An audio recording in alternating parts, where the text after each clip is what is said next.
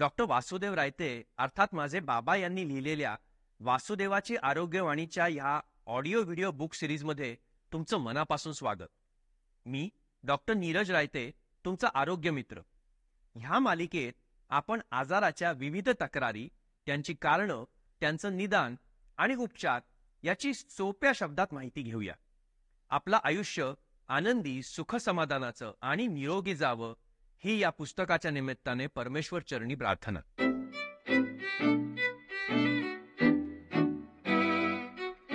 आजचा विषय आहे आरोग्यवेध.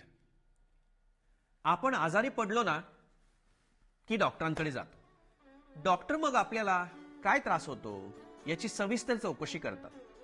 अनेक वेळा अनेक आडवे तिडवे प्रश्न विचारतात. कधी कधी आपल्या घरच्या मंडळींबद्दलही चौकशी करतात. अगदी भांडावून सोडतात.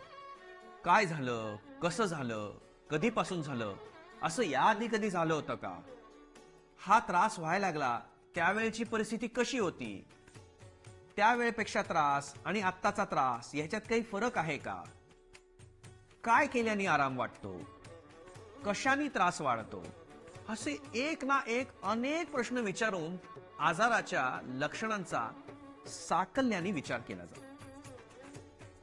लहानपणी काही विशिष्ट आजार होते का, आत्ता काही औषधोपचार चालू आहेत का, सध्या कुठलीही औषधे घेत आहात का, घरात अशी लक्षणं दुसऱ्या कोणामध्ये दिसत आहेत का, तुम्हाला काही वाईट सवयी आहेत का, व्यसनं आहेत का, काय आहार घेता, असे अवघड प्रश्न डॉक्टर विचारतात. इतकंच नाही तर तुमचा व्यवसाय काय, तुम्ही कुठे राहता, तुमची आर्थिक स्थिती काय आहे, तुम्ही असलेल्या कामाचं स्वरूप बैठ आहे का नाही, अशा अनेक गोष्टींचा रोग निदान करण्यासाठी उपयोग होतो.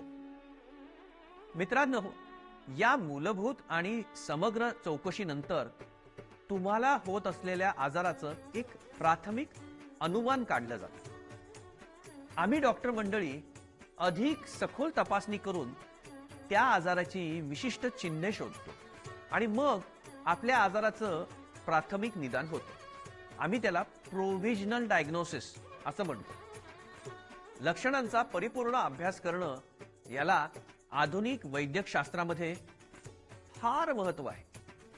किंबहुना migraine, epilepsy, angina pectoris, bronchial asthma ह्या व्याधींचे निदान फक्त लक्षणांच्या अभ्यासानंच होऊ शकतं. गंमत आहे ना.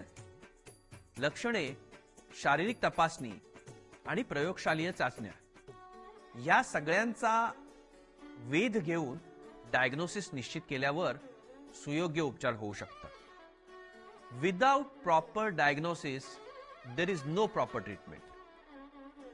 म्हणून वैद्यक शास्त्रामध्ये हे एक महत्वाचं सूत्र समजलं जातं. डॉक्टरांच्या प्रशिक्षणामध्ये यात खूप भर दिलेला आहे. मित्रांनो, आपले डॉक्टर रोग निदानासाठी एक प्रकारे पोलीस इन्स्पेक्टर सारखंच काम करत असतात. गुन्हा घडण्याचं कारण, परिस्थितीचं सर्वेक्षण, पुराव्याची गोळाबेरीज, कार्यकारण संबंध, संशयित आरोपीची चौकशी अशा अनेक बाबीतून जसा गुन्हा सिद्ध होतो तसंच लक्षणं, चिन्ह, प्रयोगशालेय चाचण्या, कारण मीमांसा हे सगळं करून डॉक्टर अंतिम निष्कर्ष काढतात. म्हणूनच योग्य रोग निदान करण्यासाठी रुग्णांनी दिलेली माहिती अचूक असायला हवी. त्यात काहीही लपवून ठेवणे अपेक्षित नाही. डॉक्टर आणि परमेश्वर यांच्यापासून काहीही लपवून ठेवणं योग्य नाही. असं म्हणतात, शेवटी आपण उपचार तक्रारींचे करतो, रिपोर्ट्सचे नाही.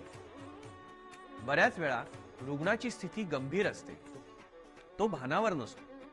अशा वेळेला आवश्यक माहिती रुग्णांच्या नातेवाईकांकडून घ्यायला लागते किंवा प्रत्यक्ष घटना पाहणाऱ्याकडून मिळवावी लागते. यासाठी डॉक्टर देखील तितकाच कार्यकुशल, अनुभवी असावा लागतो. अनेक आजारात लक्षणं आणि चिन्ह सारखीच असतात.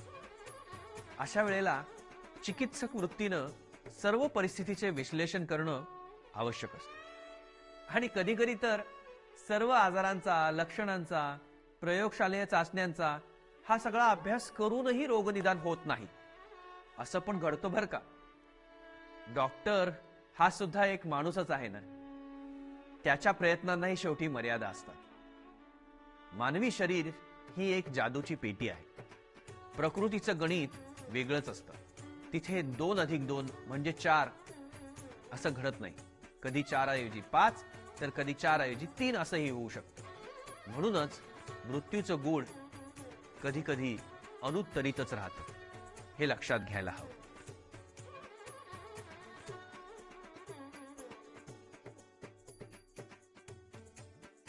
आजचा विषय संपला असला तरी आपलं ध्येय संपलेलं नाही. आरोग्याविषयीची संपूर्ण माहिती आणि मार्गदर्शन आपण यापुढील ऑडिओ व्हिडिओतही असंच चालू ठेवू. ह्या पुस्तकाची पूर्ण लिंक सोबत शेअर करत आहोत. तुम्हाला हा प्रयत्न आवडला असेल तर ह्याची लिंक शेअर करा, सबस्क्राईब करा आणि निरोगी आयुष्याची तुमची वाटचाल अशीच कायम चालू ठेवा.